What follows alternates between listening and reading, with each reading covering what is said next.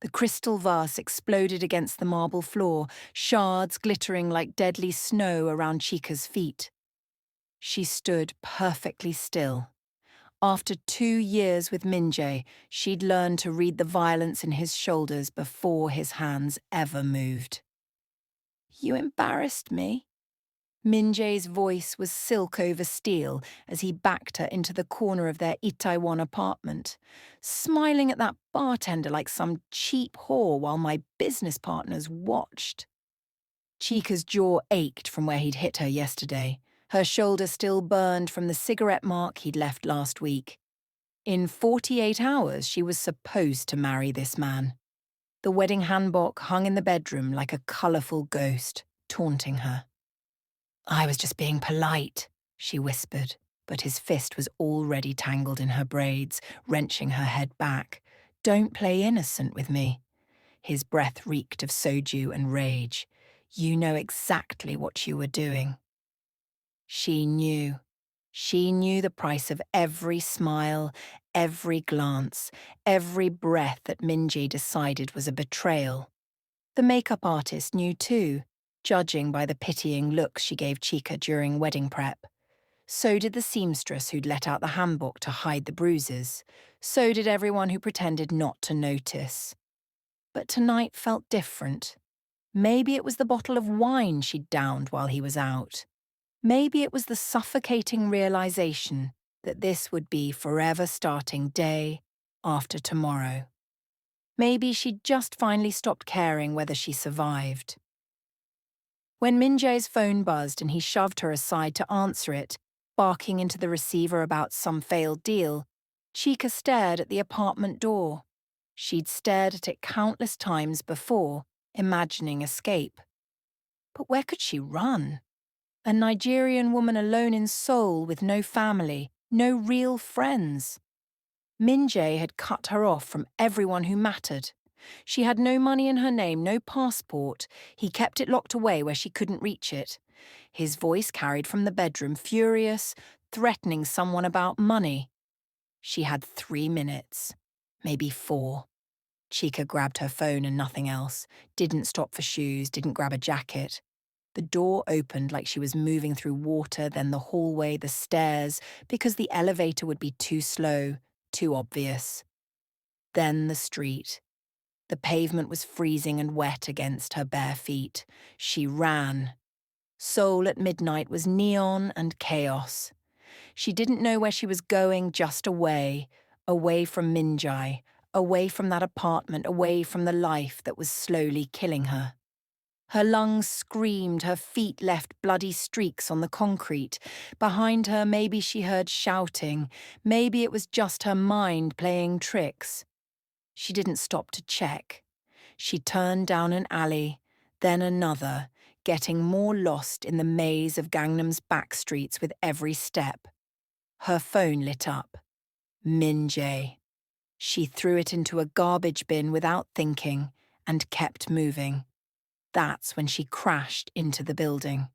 Her foot caught on something and she went down hard, sprawling through the doorway of what looked like an expensive office lobby. All black stone and gold trim and the kind of quiet that money buys. A security guard moved toward her, hand on his radio, but someone else spoke first. "Stop." Chika looked up. The man in the doorway of a conference room was tall, sharp-edged, wearing a suit that probably cost more than everything she owned. His eyes were black and cold as they swept over her, taking in her bare feet, the blood, the terror. "You're running," he said. Not a question. His Korean was precise, educated, with something lethal underneath. From someone or something? "Please," Chika's voice cracked. "I just need somewhere to hide. Just a few minutes." The man watched her for a long moment like he was calculating something. Then he stepped aside. "Come in. We're almost done here." She didn't question it. She was too desperate, too exhausted, too drunk on fear and adrenaline. She stumbled into the conference room where several men in expensive suits sat around a table covered in documents. They stared at her with various expressions of surprise and suspicion. "Sit," the dangerous man said, pointing to a chair. "Water? Something stronger?" "Stronger," Chika managed. "Definitely stronger." He poured amber liquid from a crystal bottle into a glass. She downed it in one swallow, barely tasting it. He raised an eyebrow but poured another. "Your name?" "Chika. Kang Tae-Min." He didn't offer his hand. "And who are you running from?" "My fiancé. Ex-fiancé as of 10 minutes ago." "Ah," Kang Tae-Min sat across from her. "Let me guess. He hits you, controls you, tells you it's love." Chika's grip tightened on the glass. "How did you—" "I know men like that. Cowards who pick women they think are helpless." His voice was flat, empty. "They always escalate. One day they go too far." One of the other men cleared his throat. "Tae-Min si, we really should finish." "It can wait." Kang Tae-Min's gaze never left Chika's face. "What's your plan?"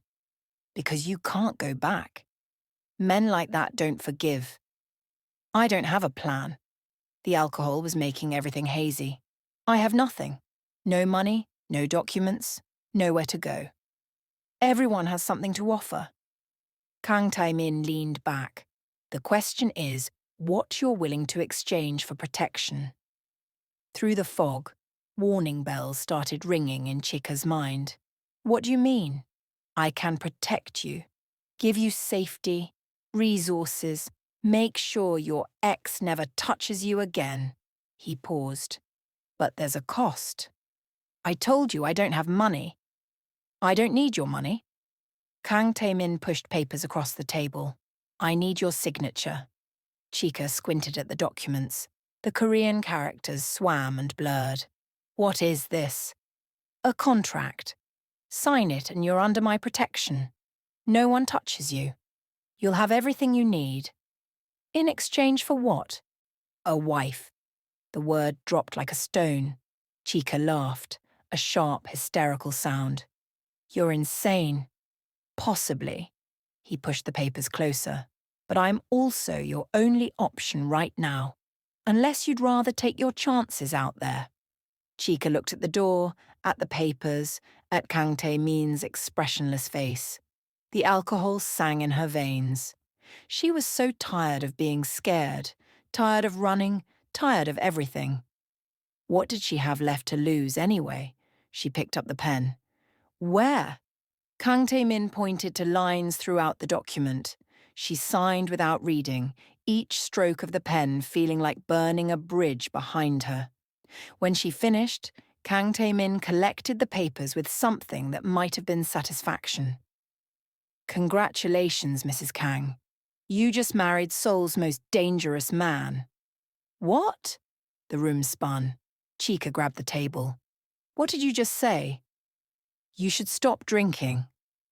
Kang Tae-Min stood. "You'll want to remember this tomorrow." But Chika didn't remember tomorrow. She didn't remember the driver taking her to a penthouse overlooking the Han River. She didn't remember being put to bed in sheets that felt like clouds.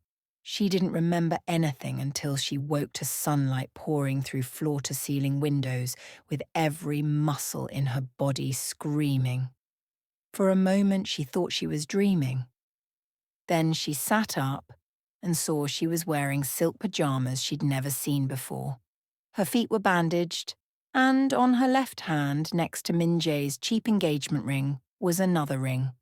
Platinum and diamonds. A wedding band. The door opened.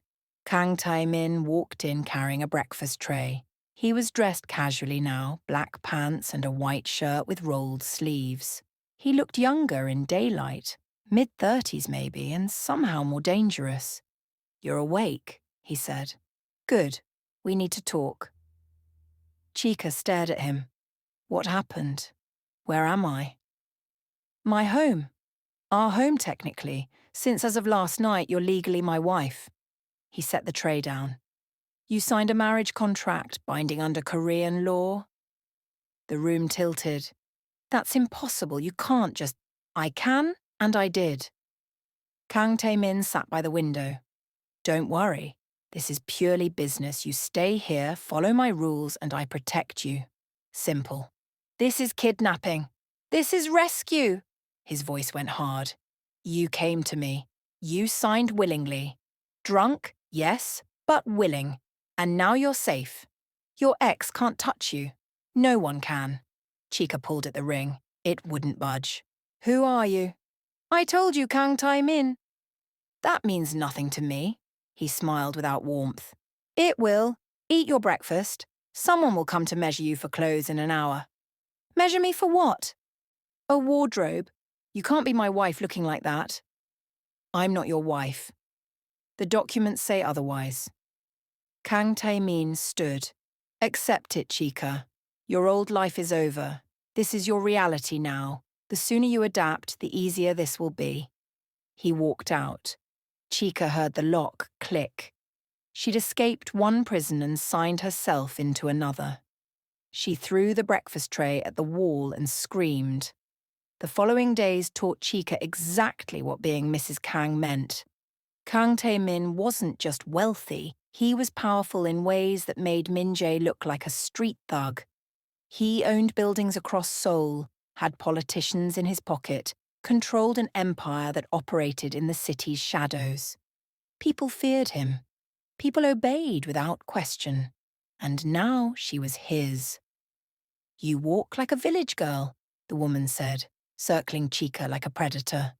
Her name was Mrs. Han, hired to transform Chika into a proper wife. Completely unacceptable. Chika was wearing heels that felt like weapons, a dress worth more than she'd earned in a year back in Lagos, and had endured 3 hours of posture training. She was ready to commit violence. I know how to walk. You know how to walk like a common person. You're Mrs. Kang now. You represent power. Act like it. Or what? Or you humiliate your husband. Trust me, you don't want that. But humiliating Kang Tae-Min was exactly what Chika wanted. She started small, wearing wrong outfits to breakfast, using wrong utensils, deliberately butchering Korean words. Kang Tae-Min barely reacted. He'd just look at her with those dark, unreadable eyes and say, "Try again." It was maddening. What made it worse was that she couldn't leave. The penthouse was 40 floors up. Security everywhere. Her passport locked in Kang Tae-Min's safe, just like it had been in Min-jae's. Different cage, better furniture, same trap. 3 weeks in, Kang Tae-Min called her to his office. Tomorrow night there's a charity gala, he said without looking up from his computer. You're coming with me. I'd rather die. That can be arranged, but Mrs. Han worked hard on your training. Seems wasteful. He finally looked at her. You'll behave. You'll smile. You'll play devoted wife. Clear. And if I refuse? Then I'll make sure your ex-fiancé knows exactly where to find you. Chika's blood went cold. You wouldn't. Try me. Kang Tae-Min's voice was soft, deadly. I don't make empty threats. You're useful to me as my wife. But if you become a liability, I have no problem cutting you loose. We both know what happens after that. She wanted to hit him, wanted to scream, but he was right. Without his protection, Min-jae would find her within days. Fine, she said through clenched teeth. I'll go. Good. Wear the emerald dress. The one with the diamonds. The gala was a nightmare of fake smiles and empty conversation. Chika stood beside Kang Tae-Min in a dress that probably cost more than a car, wearing jewelry that felt like shackles, while he networked with politicians and businessmen who all stared at her like she was exotic decoration. Your wife is stunning, one man said in Korean as if Chika couldn't understand. Where did you find her? She found me, Kang Tae-Min replied smoothly. His hand rested on Chika's lower back, possessive. Lucky me. Chika smiled and stayed silent. Mrs. Han had drilled into her that society wives were ornaments, not participants. It made her want to set something on fire. Halfway through the evening, while Kang Tae-Min was deep in discussion with someone who was obviously a politician, Chika excused herself to the restroom. She just needed 5 minutes away from the suffocating crowd, the judging stares, the weight of the ring on her finger. She was touching up her lipstick when another woman entered. Young, beautiful, Korean, wearing a dress that cost more than Chika's entire outfit. "So you're the one," the woman said in flawless English. "Kang Tae-Min's mysterious new wife." Chika met her eyes in the mirror. "And you are?" "Concerned." The woman moved closer. "He's not what you think. Kang Tae-Min is dangerous. He destroys everything around him." "Thanks for the warning." Chika turned to leave. The woman grabbed her arm. "I'm serious. Get out while you can. Divorce him. Run. Just go." "You think I haven't tried?" Chika yanked free. "I'm trapped here like everyone else in his world." "Then you're already dead." The woman's voice dropped. "He doesn't let people go. Once you're in, that's it. Forever, until he decides you're no longer useful." Chika walked out without responding, but the words echoed in her mind the rest of the night. When they finally returned to the penthouse, Chika was exhausted and terrified and furious all at once. "You did well tonight," Kang Tae-Min said as they entered the living room. He poured himself whiskey. "Better than expected." "I'm not a trained animal." "No, you're my wife, different thing." He looked at her. Really looked. "That woman in the bathroom. What did she tell you?" Of course he knew. He probably had eyes everywhere. "She said to run, that you're dangerous."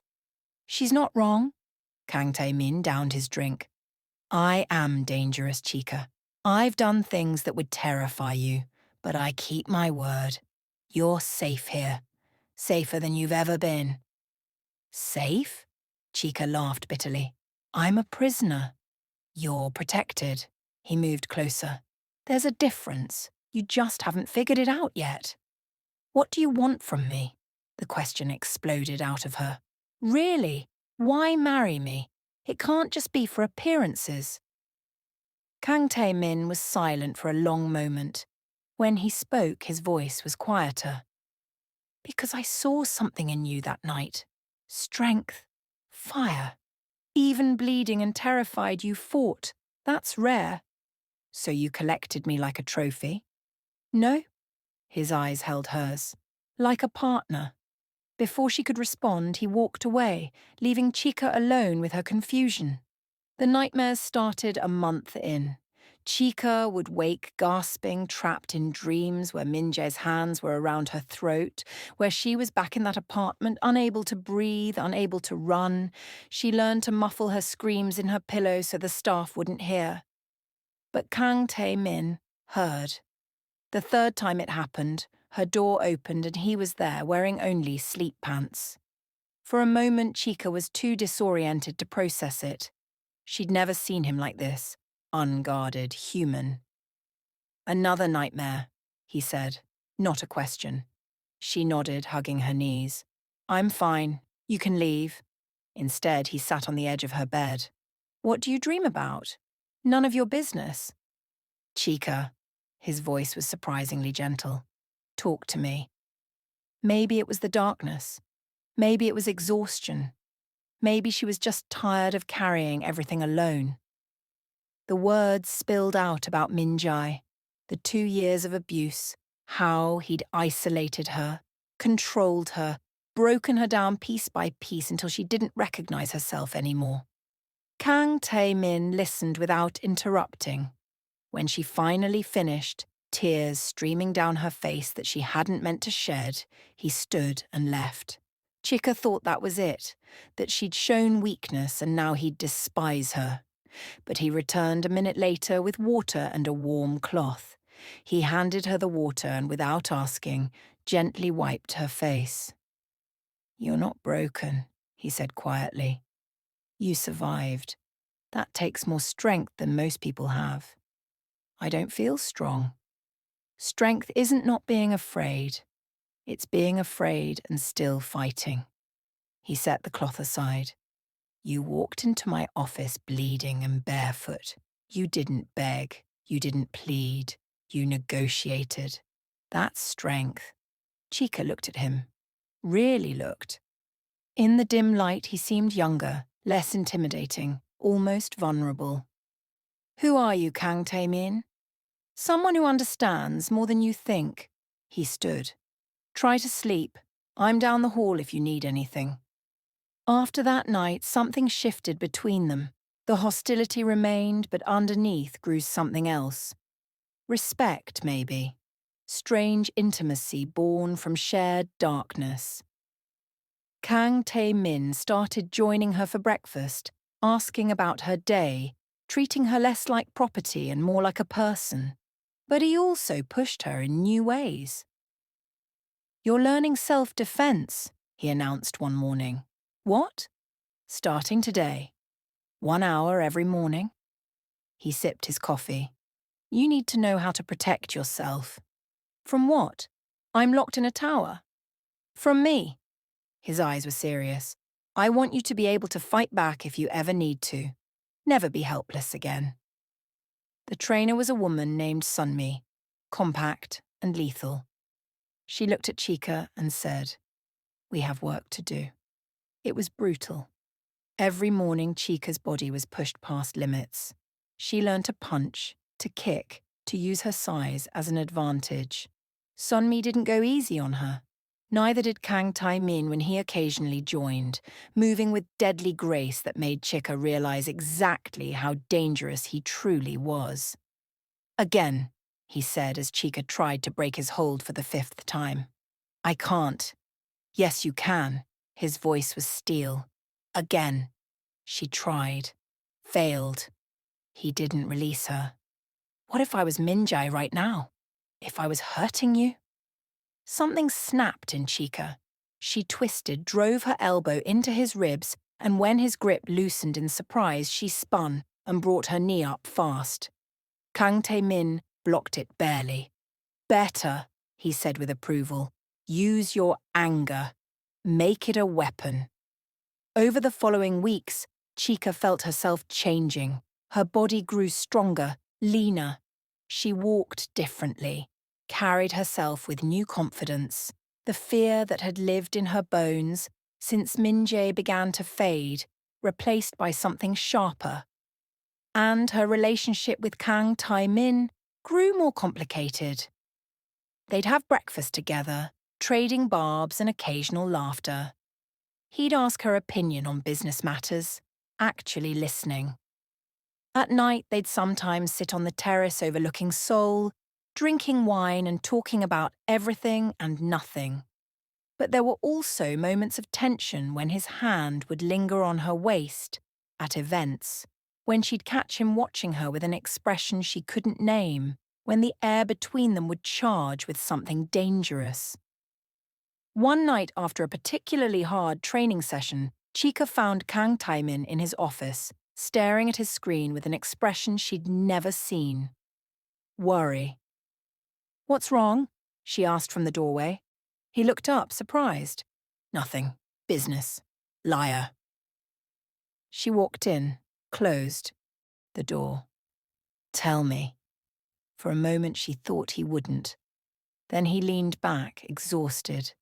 There's a war brewing with a rival organization. People will die. Can you stop it? I can win it. He met her eyes. That's different.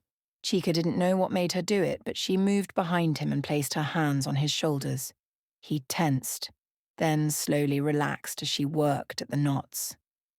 You're not as terrible as you pretend to be, she said quietly. Don't be sure about that. But his voice lacked its usual edge. They stayed like that for a long time, neither speaking, until finally Kang Tae-Min reached up and caught one of her hands. He didn't say anything. Didn't need to. The moment said everything. 2 months into their arrangement, Kang Tae-Min had to leave Seoul for business. A week in Tokyo, he said. Chika pretended she didn't care but found herself missing him. Missing their morning sessions, their evening talks, the strange, complicated thing growing between them. She was painting, something she'd started to pass time when her phone rang. A Korean number she didn't recognize. Hello? Chika. The voice made her blood freeze. Min-jae. Did you think you could hide forever? Her hand shook. How did you get this number? I have connections everywhere, baby. His voice was sugar and poison. I know where you are. I know who you're with. Kang Tae-Min might be powerful, but he's not invincible. Stay away from me. Or what? You'll tell your husband? The one you signed your life to? Min-jae laughed.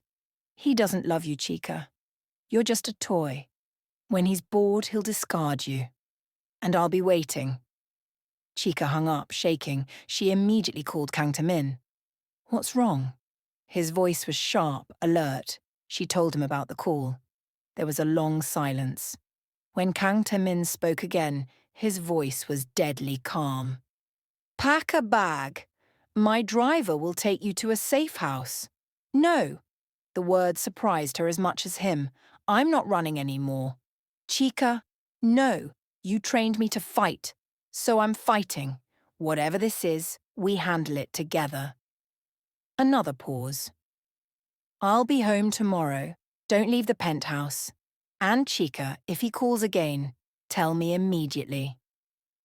Kang Tae-Min returned the next day, earlier than planned. Chika heard the door open and found him in the living room, looking exhausted and dangerous. Without thinking, she walked straight to him and wrapped her arms around him. He went still. Then his arms came around her, tight and possessive. You're safe, he murmured into her hair. I promise he won't touch you. I know. And she did. For the first time since this started, she truly believed it. Kang Tae-Min pulled back slightly, looking down at her.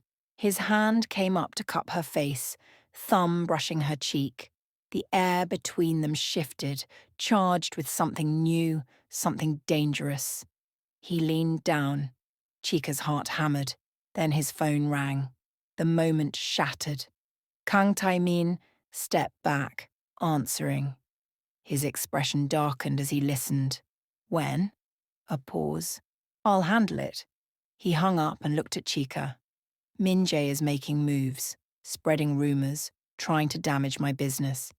He thinks if he weakens me, he can get to you. What are you going to do? What I always do. Kang Tae-Min's voice was ice. Win. Over the following days, Chika watched Kang Tae-Min orchestrate a counterattack with surgical precision. Business deals fell through for Min-jae. His connections suddenly stopped returning calls. His reputation crumbled. But he kept calling Chika, each message more desperate and unhinged. He's going to do something stupid, Kang Tae-Min said one evening. Desperate men always do. He was right. 2 weeks later at a charity auction, one of those glittering events where Seoul's elite pretended to care, Min-jae made his move. Chika saw him first, pushing through the crowd. She grabbed Kang Tae-Min's arm. He's here. Kang Tae-Min turned, placing himself between Chika and Min-jae. His entire demeanor changed from polished businessman to something far more lethal. Chika! Min-jae's voice carried across the room. People turned to stare. We need to talk. There's nothing to say, Chika said, proud her voice didn't shake. She's not talking to you. Min-jae looked at Kang Tae-Min. How much? Kang Tae-Min raised an eyebrow. Excuse me? How much for her? Name your price. She belongs to me. The room went silent. Chika felt Kang Tae-Min go very, very still beside her. When he spoke, his voice was soft, deadly. My wife is not for sale. Wife? Min-jae laughed, manic. She's not your wife. She's mine. I brought her to Seoul, gave her everything, and she ran like a thief." "You mean you beat her?" Kang Tae-Min said, clearly, loudly, making sure everyone heard. "You terrorized her. And when she finally escaped, you stalked her. That's what you did. That's a lie. Is it?" Kang Tae-Min pulled out his phone, tapped something. Suddenly, Min Jae's voice filled the room, recordings of his threatening calls to Chika, each one more violent than the last. "This is you, isn't it? Threatening my wife, promising violence." Min Jae's face went white, then red. "You bastard, I'll—" He lunged at Kang Tae-Min. It was over in seconds. Kang Tae-Min caught Min Jae's wrist, twisted, drove him to his knees. The crack of bone was audible. Min Jae screamed. "You'll what?" Kang Tae-Min's voice was conversational, but his eyes were merciless. "Threaten her again? Try to hurt her? Touch what's mine?" He leaned down. "Listen carefully. If you ever come near my wife again, if you speak her name, if you even think about her, I will destroy you. Not your reputation, not your business. You. I will erase you completely. Do you understand?" Min Jae whimpered. Kang Tae-Min released him. Kang Tae-Min's security dragged Min Jae out. The room stayed silent for a long moment. Then, slowly, conversation resumed. But everyone looked at Kang Tae-Min differently now, with more fear, more respect. Kang Tae-Min took Chika's hand. "Let's go home." In the car, Chika couldn't stop shaking. Not from fear, from adrenaline, from relief, from something she couldn't name. Kang Tae-Min held her hand the entire drive, his thumb stroking her palm in a gesture surprisingly tender. Back at the penthouse, Chika poured herself a large drink. "Thank you," she said quietly. "You don't need to thank me." Kang Tae-Min loosened his tie. "He won't bother you again." "How can you be sure?" "Because I own him now. His business, his assets, everything. By tomorrow, Min Jae will have nothing. By next week, he'll be gone from Seoul entirely. I made sure of it." Chika stared at him. "You destroyed him in one night. I told you. I protect what's mine." He moved closer. "And you're mine, Chika. Whether you like it or not." "I'm starting to think I might like it." The words escaped before she could stop them. Kang Tae-Min's eyes darkened. He closed the distance between them, his hand cupping her face. "Say that again." But she didn't finish. Kang Tae-Min kissed her, hard and desperate, and nothing like she expected. She kissed him back, pouring 3 months of tension and fear and reluctant affection into it.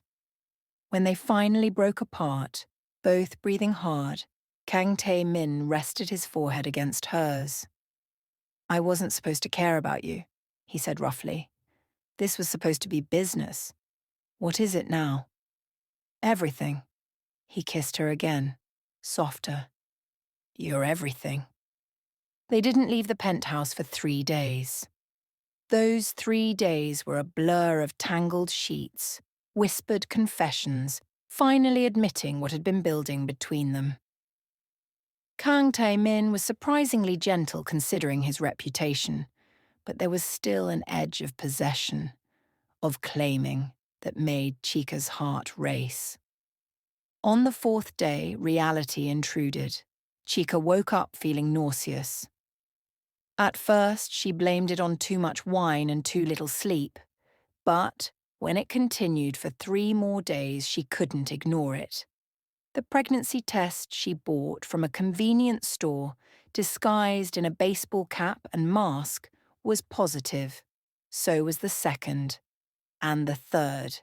She stared at the plastic sticks like they were bombs. She was pregnant with Kang Tae-Min's child, the feared crime lord of Seoul. Her husband, who she'd started actually falling for. This was insane.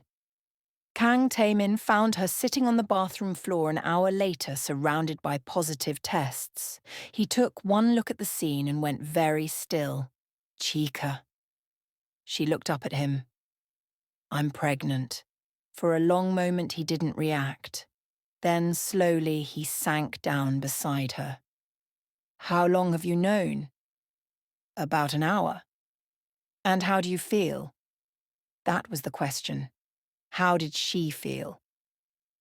3 months ago, she would have been terrified. But now, looking at Kang Tae-Min's face, seeing something vulnerable and almost hopeful in his eyes, she realized the truth. I think, she said slowly, I think I'm okay with it, if you want it. Do I want it? Kang Tae-Min pulled her into his arms, holding her so tight she could barely breathe. Yes. God, yes, I want it. I want you. I want this family. Chika felt something crack open in her chest. When did this become real? When did we stop pretending? I stopped pretending the night you asked who I really was. Kang Tae-Min pulled back to look at her. You were the first person in years to see me as human instead of a monster. How could I not fall for you? Even though I've been difficult. Especially because of that. He smiled, transforming his face. You're fierce and stubborn and you don't let me get away with anything. You're perfect. I'm really not. You're perfect for me. He kissed her forehead. And you're going to be an incredible mother. Over the following weeks, Kang Tae-Min transformed from feared crime lord to anxious expectant father. He read pregnancy books. He made Chika eat balanced meals. He banned her from training and treated her like she was made of glass. I'm pregnant, not dying, Chika complained as he tried to stop her from carrying her own bag. You're carrying my child. That makes you precious. He grinned at her expression. Get used to it. You're going to be spoiled for the next 7 months. 7? I'm only 2 months along. 7 months of spoiling. Even better. Despite the hovering, Chika had never been happier. The nightmares about Minjai faded. She felt safe. Genuinely safe. For the first time in years, she and Kang Tae-Min would sit on the terrace in the evenings, his hand on her still flat stomach, talking about names and nurseries and the future. What if they inherit your stubbornness? Kang Tae-Min asked one night. What if they inherit your control issues? Chika shot back. Then we're both in trouble, he kissed her temple. But I wouldn't have it any other way. The penthouse slowly transformed. One of the spare rooms became a nursery. Soft yellow walls, gentle lighting, more baby furniture than any one child could need. Kang Tae-Min insisted on the best of everything. This is excessive, Chika said, looking at the third luxury crib option. Nothing is excessive for our child. Kang Tae was absolutely serious. They deserve everything. They're going to be so spoiled. Good. He pulled her close. They'll never know fear, never know hunger, never know what it's like to be unwanted. I'll make sure of it. Chika heard what he wasn't saying, that behind the expensive suits and ruthless reputation was a boy who'd probably suffered in ways she couldn't imagine. She kissed him softly. You're going to be an amazing father. I hope so. His voice was quiet. I don't exactly have a good model to follow. Neither do I. We'll figure it out together. But pregnancy wasn't all romantic moments and nursery shopping. Chika's morning sickness was brutal. She couldn't keep anything down for weeks. Kang Tae-Min would sit with her on the bathroom floor, holding her hair, bringing water, looking helpless and worried. I'm calling the doctor, he said after a particularly bad episode. It's normal. I don't care. I'm calling. The doctor assured them everything was fine, just severe morning sickness. Kang Tae-Min wasn't convinced. He started working from home more, hovering, making sure Chika ate small meals throughout the day. You're going to drive me crazy, she told him. Probably. He didn't sound apologetic. At 4 months, When Chika's stomach finally started showing, Kang Tae-Min became even more protective. He banned her from wearing heels, insisted she rest constantly, watched her like she might shatter. "I'm going to training," Chika announced one morning. "Absolutely not. Sunmi says light exercise is fine, good even." "No." Kang Tae-Min's jaw was set. "It's too dangerous." "I'm not fragile." Chika stood, wincing at the pull in her back. "I need to stay strong. For the baby. For me." They stared at each other, locked in a battle of wills. Finally, Kang Tae-Min sighed. "Fine, but only stretching. No sparring. No weights. And Sunmi doesn't leave your side. Deal." He pulled her close, his hand splaying across her stomach. "I just want you both safe." "We are safe." Chika covered his hand with hers. "Because of you." At 5 months, they found out they were having a girl. Kang Tae-Min cried, actually cried. Chika had never seen him show that much emotion. "A daughter," he whispered, staring at the ultrasound image. "We're having a daughter." "Are you okay?" "I'm terrified." He looked at Chika, eyes wet. "How do I protect her from everything? From the world I live in? From people like me?" "You protect her by being her father, by loving her, by showing her what a good man looks like." Chika took his hand. "You're not the monster you think you are, Tae-Min. You're the man who saved me, who protected me, who loved me even when I was impossible. That's the man our daughter will know." Kang Tae-Min pulled her into his arms. "I don't deserve you." "Probably not." Chika smiled against his chest. "But you're stuck with me anyway." The pregnancy transformed their relationship in unexpected ways. Kang Tae-Min became softer, more open. He'd talk about his childhood, brief, painful glimpses of a boy raised in violence who learned early that power was the only currency that mattered. Chika would listen, holding his hand, understanding him in ways she never had before. And she'd talk about Lagos, about her family, her mother who died when she was young, the loneliness that had driven her to Seoul in the first place, the vulnerability that had made her an easy target for Minjai. "I was so desperate to belong somewhere," she admitted one night. "To someone. That's why I stayed with him so long. I thought being wanted, even by someone who hurt me, was better than being alone." "You're not alone anymore." Kang Tae-Min's voice was fierce. "You have me. You have our daughter. You have a family, Chika. A real one." At 6 months, Chika felt enormous. Her back ached constantly. Her feet were swollen. She couldn't sleep comfortably, and she was constantly irrationally emotional. "I'm hideous," she announced one morning, looking at herself in the mirror. Kang Tae-Min, who was getting dressed for a meeting, stopped and stared at her. "What?" "Look at me. I'm huge. My face is puffy. I have stretch marks everywhere." He walked over, turning her to face him. "You're carrying our daughter. You're creating life. You're the most beautiful thing I've ever seen." "You're just saying that." "I never just say anything." He placed his hand on her stomach where their daughter was currently doing gymnastics. "You're beautiful, Chika. Strong and fierce and beautiful. Don't let pregnancy hormones tell you otherwise." She burst into tears. Kang Tae-Min looked panicked. "What did I say?" "Nothing. You're perfect, and I love you, and I'm crying because I'm happy, and I hate these hormones." He laughed and pulled her close, careful of her stomach. "I love you too, even when you're crying for no reason." "There's a reason," she hiccuped against his chest. "I just can't remember what it is." The nursery was finally finished at 7 months. Soft yellow walls with hand-painted clouds. A crib that looked like something from a fairy tale. Bookshelves already filled with children's books in Korean, English and Igbo. Kang Tae-Min's insistence that their daughter know all parts of her heritage.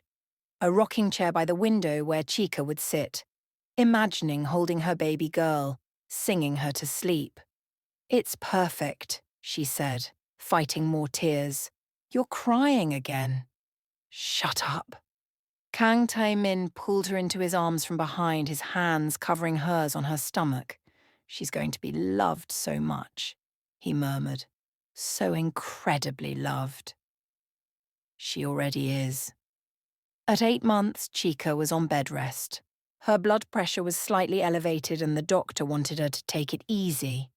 Kang Tae-Min took this as permission to wait on her constantly. "I can get my own water," Chika protested. "You can, but you don't need to." He handed her a glass with lemon the way she liked it. "Let me take care of you." "You've been taking care of me for 9 months. 9 months, technically. And I plan to keep doing it for the next 50 years minimum." He sat beside her on the bed. "Get used to it, Mrs. Kang." Chika smiled. "I think I already am." One night, unable to sleep because their daughter was apparently training for the Olympics in her womb, Chika found Kang Tae-Min on the terrace, staring out at Seoul's glittering skyline. "Can't sleep either?" she asked, joining him.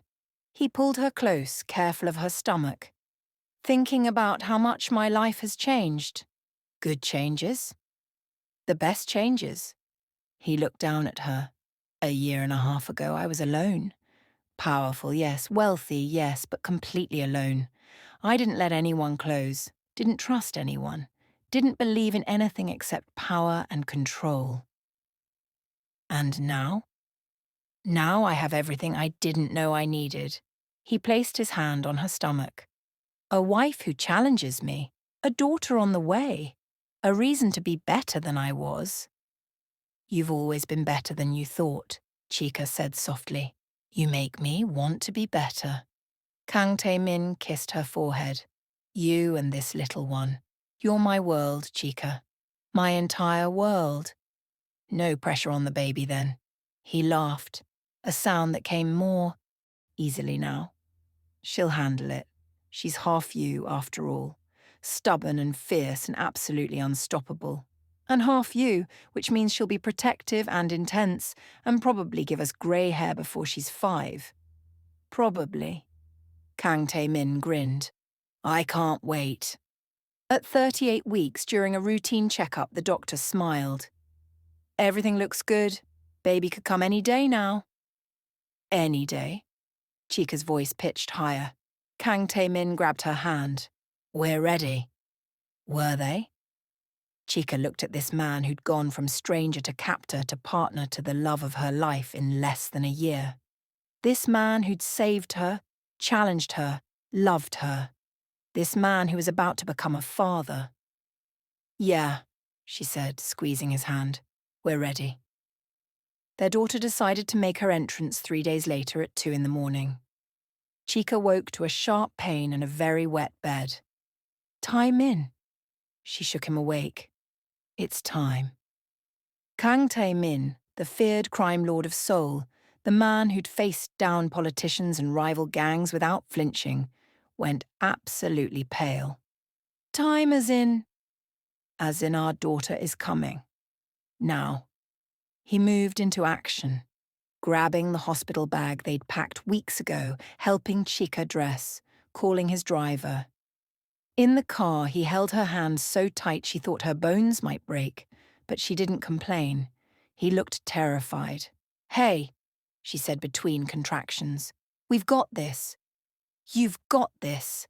His voice was strained. "I'm just trying not to pass out.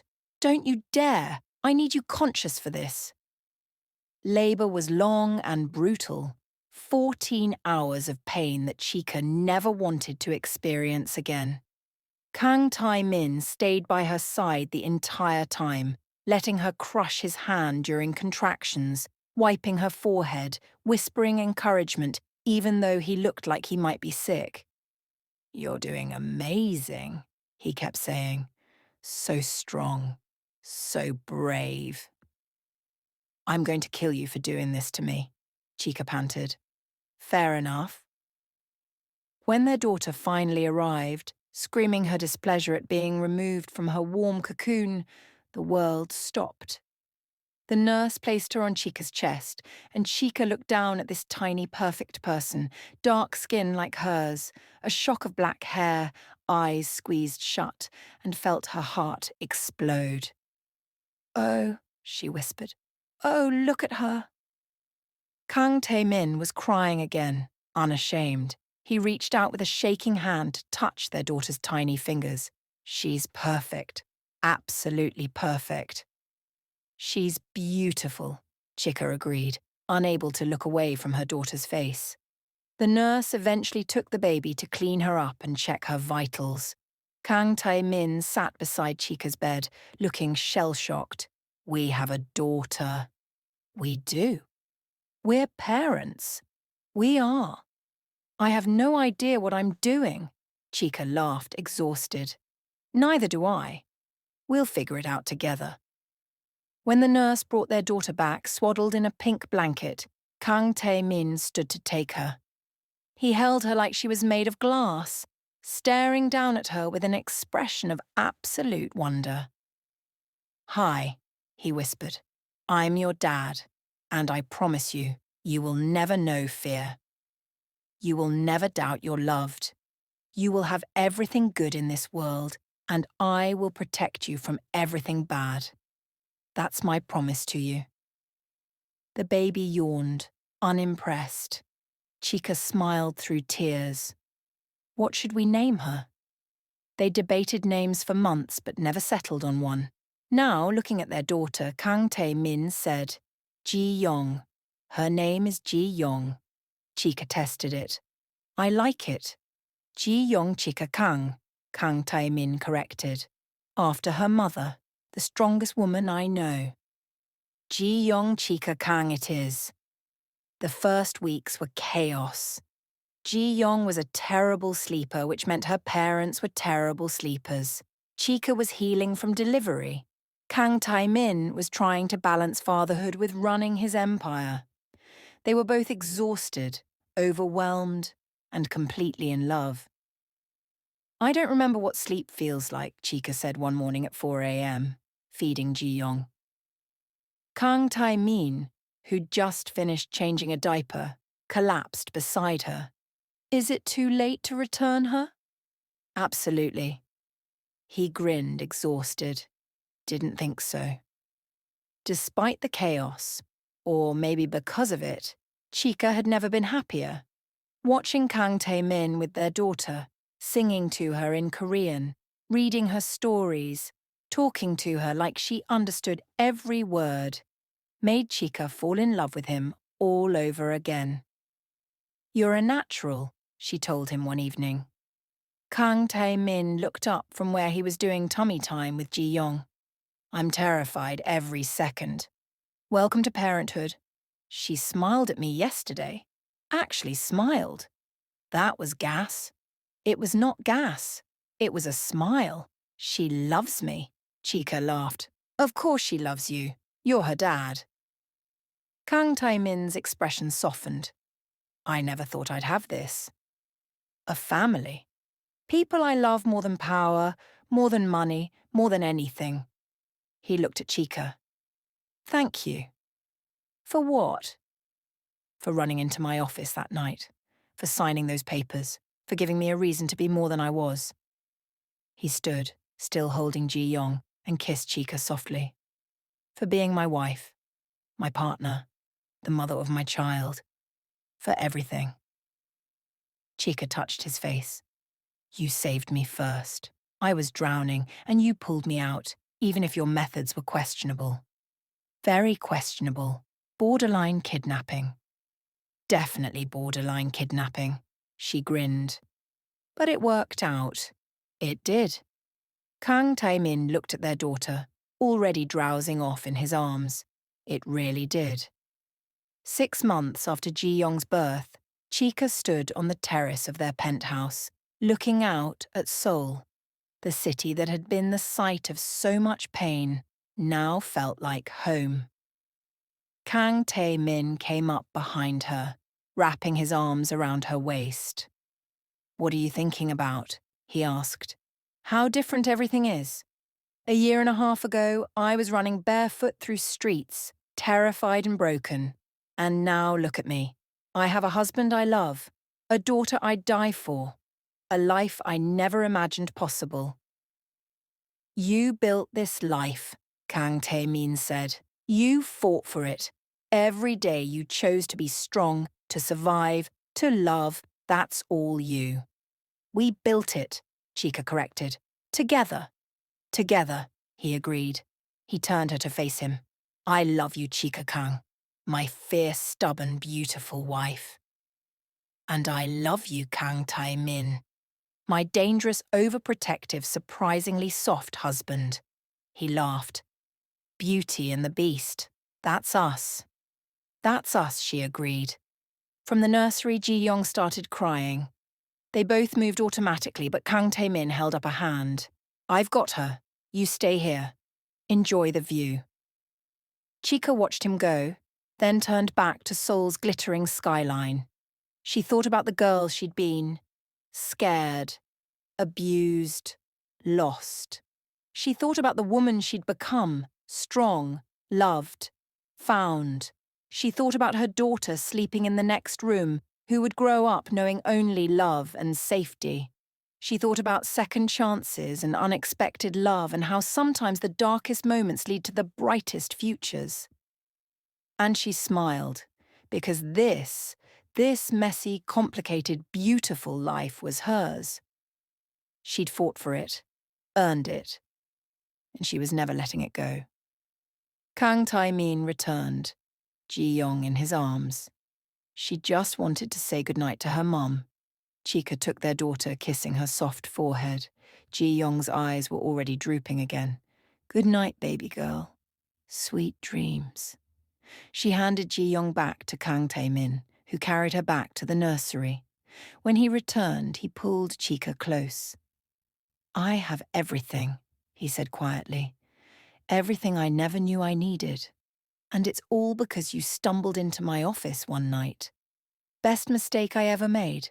Best decision I ever made was making you sign those papers." "Worst decision," Chika corrected. "But it worked out." It did. Kang Tae-Min kissed her, soft and sweet and full of promise. "And it's only going to get better." Chika believed him. Because despite everything, the pain, the fear, the chaos, they'd found each other. They'd built something real, something lasting, something beautiful. And that was worth every moment of the journey. If you loved Chika and Kang Tae-Min's story of survival, transformation, and unexpected love, don't forget to like this video, subscribe to Afrokorean Drama TV, and hit that notification bell so you never miss another story. Drop a comment below telling us what you thought. Would you have signed those papers? What would you name your own Beauty and Beast story? Share this video with someone who loves romantic tales with a dark twist. Thanks for watching Afrokorean Drama TV, and we'll see you in the next video.